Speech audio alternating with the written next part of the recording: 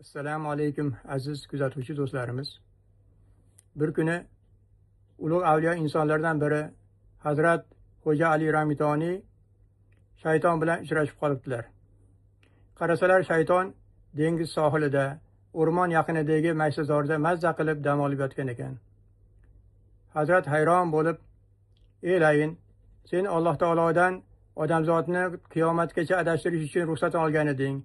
Nega endi bu yerda yotibsan?" deb so'rabdilar.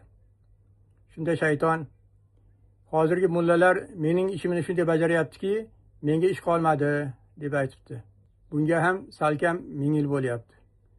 Negadir hozirgi kunda odamlarni aldaydigan mullalar ham ko'rinmay qoldi. Shunda shayton mullalarga dam berdimi yoki odamlar olim bo'lib mullaga ish qolmadimi? Nima deb o'ylaysiz? Izohlarda yozib qoldiring.